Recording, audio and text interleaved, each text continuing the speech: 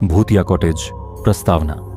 इस दुनिया में भूत, जिन्नात और बदरूहें अपनी अधूरी इच्छाओं को पूरा करने के लिए या फिर अपना बदला लेने के लिए इंसानी दुनिया में आने का रास्ता खोजती रहती हैं। किसी भी तरह इंसानों पर हावी होकर अपने अधूरे मकसद को पूरा करना चाहती हैं।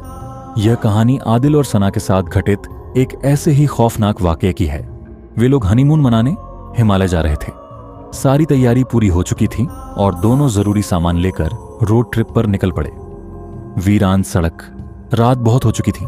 हाईवे पर उनकी कार के अलावा कोई और गाड़ी नहीं थी। सड़क के दोनों तरफ घना जंगल था। बस वे दोनों ही कार में थे और आपस में बातें कर रहे थे। अचानक आदिल का ध्यान सड़क से हट गया। अभी वे बातें ही कर रहे थे कि उनकी कार किसी चीज से टकरा गई। वे दोनों चौंक गए। आदिल कार साइड में लगाता है और उतर कर देखता है। एक काली बिल्ली उनकी कार के नीचे आकर मर चुकी थी। आदिल और सना उसकी लाश को उठाकर पास के जंगल में दफना देते हैं। थोड़ी देर बाद जब वे आगे बढ़ते हैं तो कार खराब हो जाती है। चारों ओर अंधेरा, सन्नाटा और सिर्फ जंगल। और कहती है क्यों ना पैदल चलकर कोई कॉटेज या होटल ढूंढा जाए ताकि रात गुजर सके। थोड़ी दूर चलने पर आदिल को एक पुराना जर्जर गेस्ट हाउस दिखाई देता है।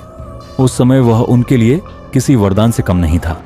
वे दोनों अपनी कार वहीं छोड़कर गेस्ट हाउस में चले जाते हैं। वहां सिर्फ एक बूढ़ी औरत मौजूद थी। आदिल उससे कमरे की चाबी मांगता है। वह औरत बिना कुछ बोले चाबी दे देती है। सना की नजर एक बिल्ली पर पड़ती है और वह डर के मारे जोर से चीख पड़ती है। आदिल दौड़कर उसके पास आता है। सना बताती है कि उसने वही बिल्ली देखी जो उनकी कार के नीचे मर गई थी।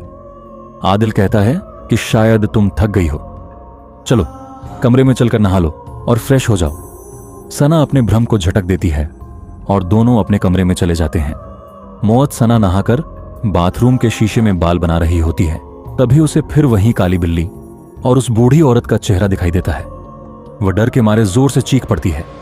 आदिल बाथरूम के बाहर दरवाजा पीट रहा होता है, लेकिन सना बेहोश हो चुकी होती है। आदिल रिसेप्शन की ओर मास्टर की लेने दौड़ता है, लेकिन वहां कोई नहीं होता। दीवारों पर खून से मोट लिखा होता है और पास में एक बिल्ली की लाश भी पड़ी होती है। यह देखकर आदिल का चेहरा पीला पड़ जाता है। वह घबराहट में वापस कमरे की ओर दौड़ता है। जैसे ही वह दरवाजा खोलता है और कमरे में दाखिल होता है, चुड़ैल का बदला आदिल देखता है कि सना को एक चुड़ैल ने गला पकड़कर हवा में उठा रखा है और सना बेहोश है। आदिल रोकर कहता है, मेरी सना को छोड़ दो, हमने तुम्हारा क्या बिगाड़ा है। चुड़ैल कहती है, जो बिल्ली मारी थी वो मेरी बेटी थी। अब मैं अपनी बेटी की मौत का बदला लूंगी।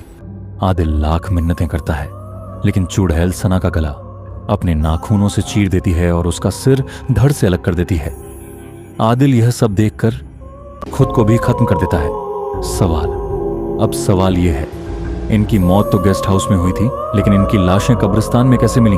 क्या वह बदरूह किसी जानवर की शक्ल इख्तियार कर सकती है?